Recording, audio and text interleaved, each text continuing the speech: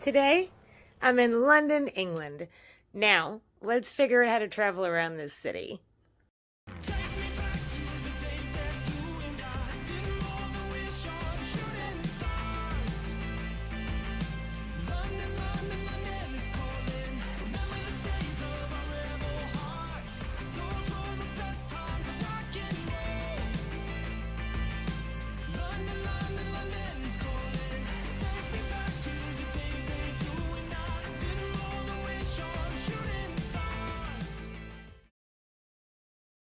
Hello, y'all.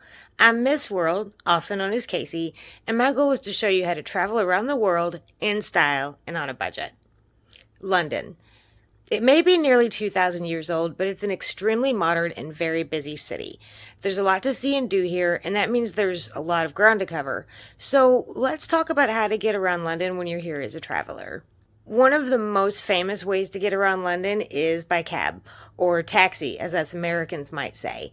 The city is heavily associated with its iconic black cabs and its cabbies, so much so that many visitors to London make it a point to take a cab ride while on vacation here. I know I did. I actually learned quite a lot about London cabs and cabbies, and I can tell you everything you've heard is true. Every London cabbie is an expert on the city, a tour guide, and an extremely helpful source of information. It takes several years of study to become a London cab driver. They have to not only know the streets extremely well and how to get around, they know about the various attractions and lots of history about the city. If you need to know where to eat, where to shop, or where to party, London cabbies will get you there. However, riding cabs is also the most expensive way to get around London, and since we do budget travel here, I do not recommend this as a regular way to travel through the city. Definitely take a short cab ride and talk to your cabbie, but the rest of the time, take a different mode of transport. Just as iconic as London's black cabs are the red double-decker buses. You will see them all over the city, and if you're like me, you will want to ride one, no matter how cold it is outside. When you're planning your trip to London, you'll find lots of deals on tour buses that will take you past important sites. However, you can just as easily take a regular bus. London's standard city buses are made in those double-decker designs, and there are a couple of standard routes that will take you past many famous locations, all for the price of a regular bus fare. Watch my video on London budget hacks to learn more and find out which bus you should take for a super affordable sightseeing experience. The link is in the description. You can catch a bus and get pretty much anywhere you want to go for less than £5, which is super cheap.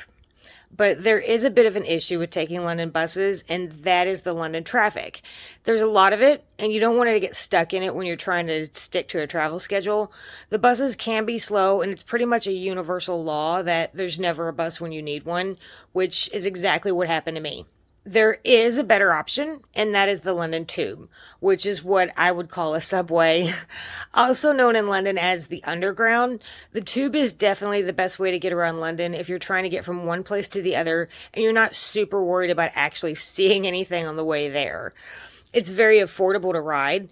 You'll spend less than £5 per ride and usually less than £2 per ride if you're staying within the main city centre where most of the attractions are. The tube is actually much faster than taking a bus, but because it is underground, there's nothing to look at. Stations are also pretty busy and very crowded, so pay attention to where you're going. There are a lot of signs, so just keep checking to make sure you're in the right place. If you do get confused, there are transit police in the tube stations and attendants who work there who will be happy to point you in the right direction. Another way to get around London, especially if you're traveling outside of London or you want to go from one part of the city to another, is to use the trains. These are not trains like Agatha Christie steam-powered locomotive trains.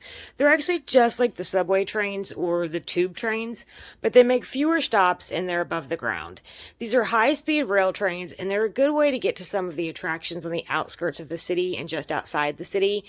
I rode a train to get to Hampton Court Palace. Tickets are affordable and the prices are always changing, so I recommend getting an app to scout the best prices. I personally use TrainPal, and this is not a paid endorsement. Just make sure when you're buying tickets to pay attention to your arrival and departure stations. London has a ton of train stations, and some of them are also tube stations as well, but not always. So make sure you know how to get to your train station and know where the train will drop you off. A train ride taking you just outside of London will run about £20 or more, depending on where you're going and if your ticket is one way or a round trip. I have talked about the Heathrow Express in previous videos, so I won't spend too much time on that here, but for those who aren't familiar with it, this is an express train that takes you from Heathrow Airport to the center of the city, specifically Paddington Station. It is very fast. The ride takes only about 30 minutes, which is half the time of the tube, but it costs more than 3 times as much. So you have to weigh the cost against the time you're saving and make your decisions accordingly. The cheapest possible way to get around London is, of course, walking. So the best investment you can make is into your footwear. Get some nice, comfortable walking shoes, pack plenty of socks, and pack more socks than you think you're going to need.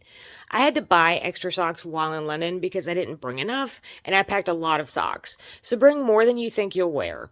I'd suggest enough socks to have 2 pairs per day. Test your shoes before you take them to London. Walk around in them a few times, not just once, so you can identify anything strange that might be happening. You can easily walk your feet off in London, so pace yourself and be realistic about how much walking you can physically do. Take the tube and take buses also because you will get tired, your feet and legs will hurt, so be sure to consider your own human limitations when you're planning out how you're going to get around London.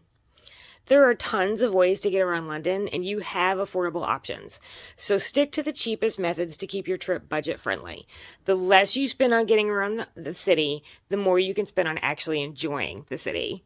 Keep your trip to London budget friendly, keep it fun, and keep coming back to this channel to get all the tips you need to make your vacation even better. In my next few videos, I'll be talking about what we all want to know more about: London food. So stay tuned, stay stylish, and I'll see you next week. Thank you for watching, and thank you for taking the journey with me. Now, Voyager, sail forth to seek and find.